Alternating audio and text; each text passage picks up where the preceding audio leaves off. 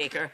I'm rising tonight at adjournment proceedings at a later than usual time, being just about 1 o'clock in the morning, to follow up on a question I asked in question period on April 27th.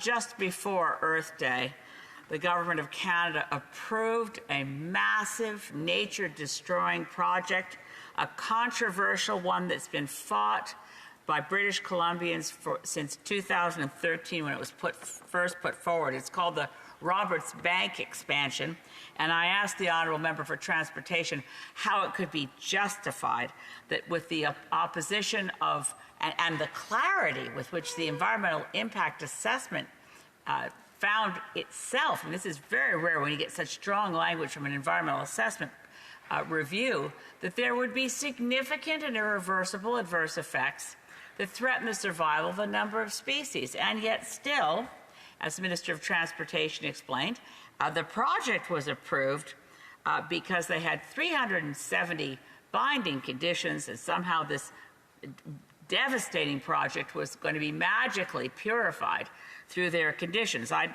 also included in my question my favorite of the conditions, 14.7.1, which requires that they paint the cranes that are to be used at this massive port expansion in a color that's compatible with the surrounding landscapes. Well, the minister responded that there were other conditions as well. I've gone through all those conditions, Mr. Speaker, and there is no doubt that this project threatens the survival of numerous endangered species. The Fraser River estuary is rich in biodiversity. Scientists and the environmental assessment itself pointed to numerous endangered species, 102 species at risk, actually, Mr. Speaker.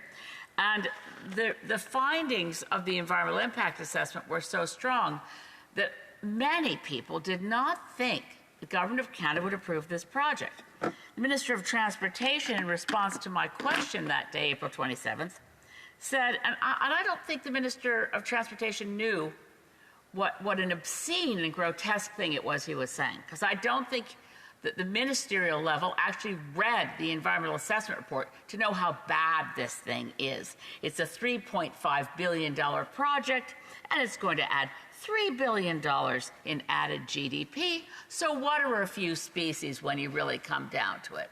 This is an absolute violation of everything this government says it stands for. But the Minister of Transportation, at the aforementioned obscene thing, said, quote, the environment and the economy go hand in hand. No, the economy goes to the bank. The species at risk go to their graves. This will cause species at risk to go extinct.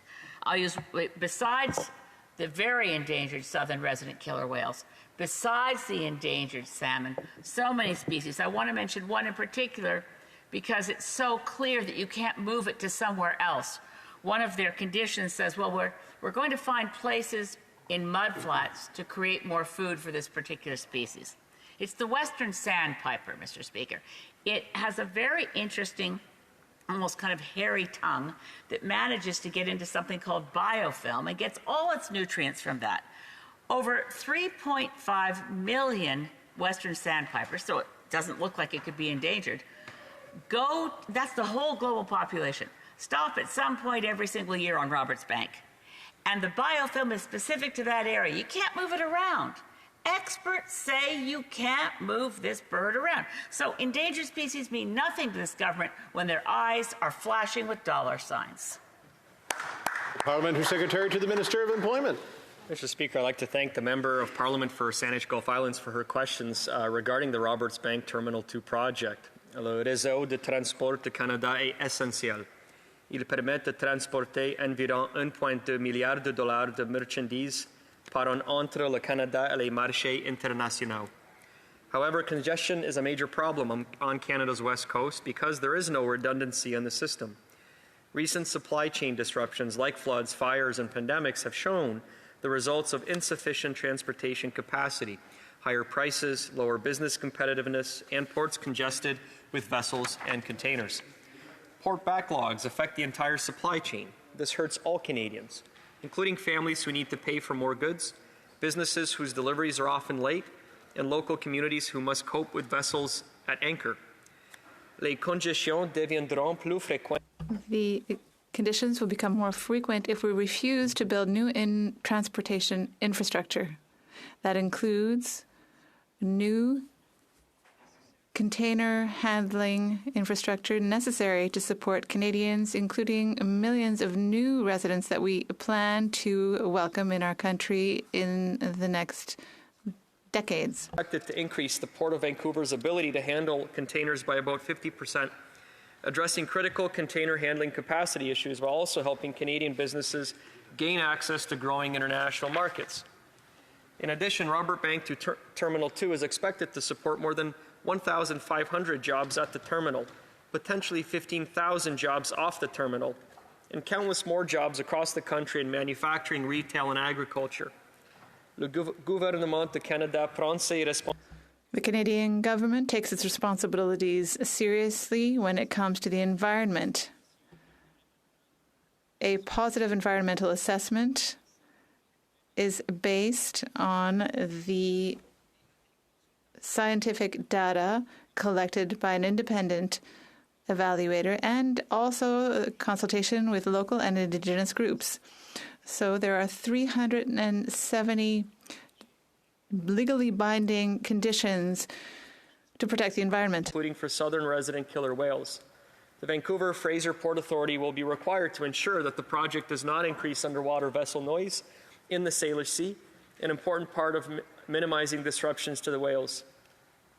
Ces conditions s'appuient sur les travaux. These conditions are based on existing work planned by the Government of Canada, including all of the protection measures in place to reduce the impact of maritime traffic on the southern killer whales.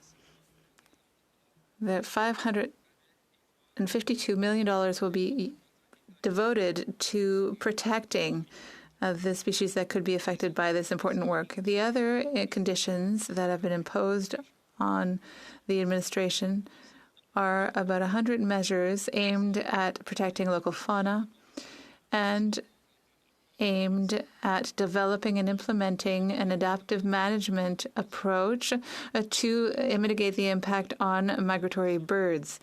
The conditions also include the obligation to use handling equipment that has zero emissions and that protects aquatic animals when at port. Economy, workers and businesses can proceed in a responsible manner. Approval of Roberts Bank Terminal 2 is an important step in securing Canada's supply chains for the future. Thank you, Mr. Speaker. The honourable friend from Saanich Gulf Islands.